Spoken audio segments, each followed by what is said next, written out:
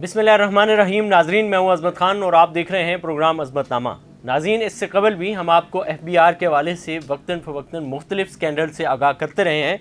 आज हम एक प्रोग्राम कर रहे हैं जो माजी में जिस स्कैंडल के बारे में हमने आपको बताया था उसकी समाअत थी गुज़श्ता रोज़ आमिर इंडस्ट्रीज़ के हवाले से। ये इस वक्त कस्टम कोर्ट का एक हाई फाई केस है जिसमें अरबों रुपए पाकिस्तान की टैक्स चोरी की गई है। अब इस केस की इब्तिदा तो हमने आपको बता दी थी, अब कल जो समाअत हुई है उसके हवाले से आज के इस प्रोग्राम में डिस्कस करेंगे। इसके अलावा हम कस्टम कलेक्ट्रेट में एक मुकदमा दर्ज हुआ था, 2 मुकदमात दर्ज हुए थे और एक ही कंपनी पे चेज़ अप पे दर्ज हुए थे, उसकी अपडेट भी आपको बताएंगे और साथ साथ ये भी बताएंगे कि कस्टम कोर्ट में अरबों रुपए की टैक्स चोरी के हवाले से जो केसेस होते हैं उनका इख्तिताम क्या निकलता है, उनका नतीजा क्या होता है।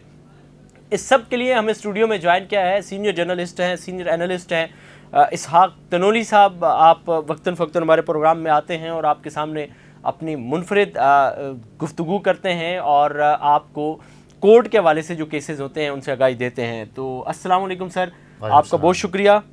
थोड़ा सा आमिर इंडस्ट्री केस की जो कल समाअत हुई है कस्टम कोर्ट में उसके बारे में हमारे नाज़रीन को बताइए कि उसकी अपडेट क्या है, कल क्या हुआ है कोर्ट में।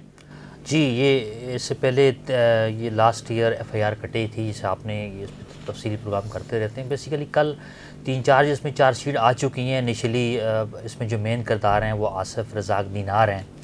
तो इनिशियली उनको लास्ट मंथ वो अरेस्ट हुए थे, उनके चालान आया। उसके बाद उनके जो कुछ जो पार्टनर्स हैं उनको लेफ़्ट आउट कर दिया गया था, पहले फर्स्ट चालान में, फिर सेकंड में, फिर थर्ड में। तो फिर उसमें चीज़ें हाईलाइट हुई तो उसमें फिर IOs भी चेंज हुए। तो फिर काफ़ी हद तक जो मेन कैरेक्टर्स हैं अलॉन्ग विद दीनार और उनके जो साथी हैं, पार्टनर्स हैं, तो वो चालान वगैरह तो फाइनलाइज हो गए हैं। अब ये कॉपी सप्लाई के ऊपर आ गया है प्रोसीजर। ये एक क्रिमिनल प्रोसीजर कोड की एक सेक्शन है 265C।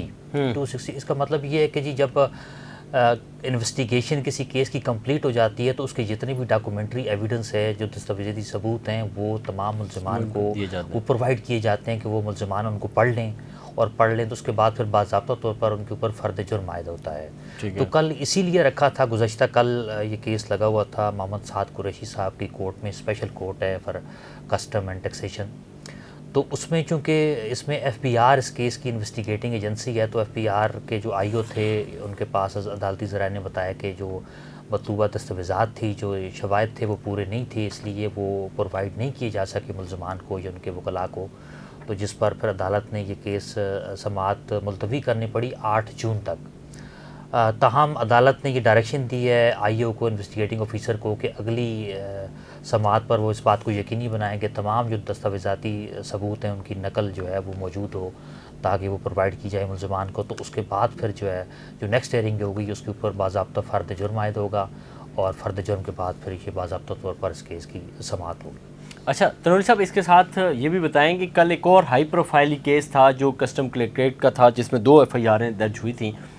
उसमें चेज़ अप एक ही कंपनी पे 2 FIR थी, उसके वाले से थोड़ा सा बताइएगा। उसकी भी कल समाअत थी, उसका क्या रहा सिलसिला।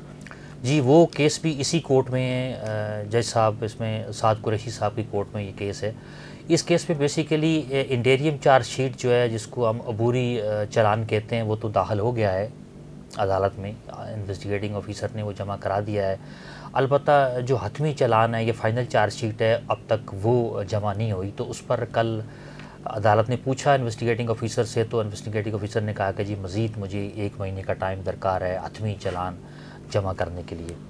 तो जिस पर अदालत ने हुक्म दिया इन्वेस्टिगेटिंग ऑफिसर को कि वो इस बात को यकीनी बनाएं कि अगली समाअत यानी 8 जून इसमें भी है, अगली समाअत तक उस बात को यकीनी बनाए कि इस मुकदमे का हतमी चालान जो है वो अदालत में जमा हो ताकि उसके बाद मज़ीद कार्रवाई इस केस में आगे बढ़ाई जा सके।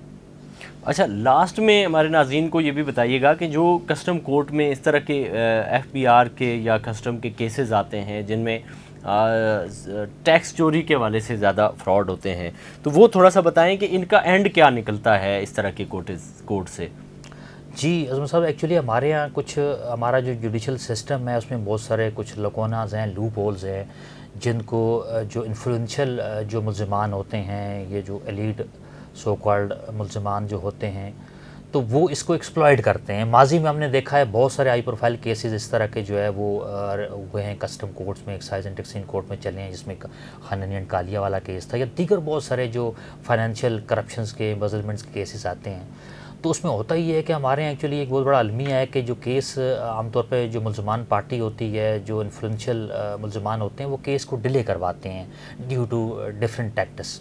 اپنے وکیلوں کے ذریعے غیر حاضر ہو جاتے ہیں, گواہ لیٹ کروا دیتے ہیں. تو یہ ایک اصول ہے ایک جوڈیشل اس کا پرنسپل کا کہ جی جب جتنا بھی کیس ڈیلے ہوتا ہے, جب کوئی بھی کیس ڈیلے ہوتا ہے تو استغاثہ کا وہ کیس وہ کمزور ہوتا جاتا ہے, کیونکہ اس میں یا تو گواہ جو اپنی لوکیشن چینج کر دیتے ہیں, گواہ اپنی گواہی بھول جاتے ہیں, جو دیگر ایویڈنس ہے وہ بھی اوپر نیچے ہو جاتے ہیں. تو اتنا ٹائم گزر جاتا ہے. تو وہ ٹائم جو ہے نا, یہ اس طرح کے کیسز میں عام طور پہ جو ملزمان ہیں وہ ڈیلنگ ٹیکٹس اپلائی کرتے ہیں. 2 سال 4 سال تک وہ چیزیں ڈیلے ہوتی ہیں, کیس ڈیلے ہوتا ہے.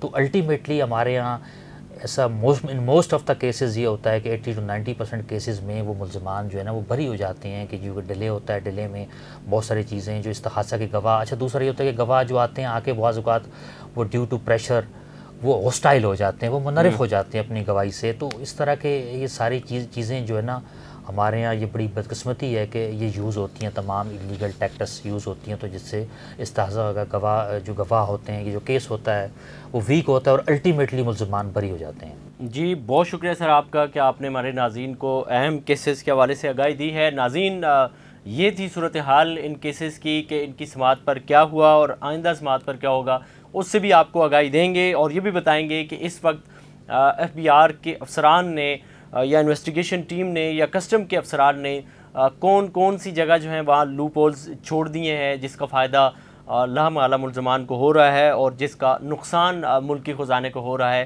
اس کے بارے میں آنے والے وقت میں آپ کے سامنے رکھیں گے. اور کون سے ایسے لوگ ہیں, پارٹنر ہیں آصف رزاق دینار کے, جن کو بالکل کسی جگہ بھی ان کا نام نہیں آیا ہے, ان کا نام کیوں نہیں کسی جگہ پہ آیا, اس کے بارے میں بھی آنے والے وقت میں ولاگ کریں گے اور اس میں آپ کو ڈیٹیل آپ کے ساتھ شیئر کریں گے.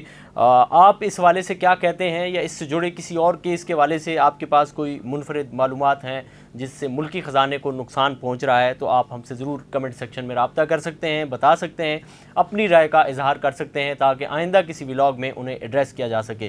اسی کے ساتھ اپنے میزبان عظمت خان کو دیجیے اجازت. اللہ نگہبان.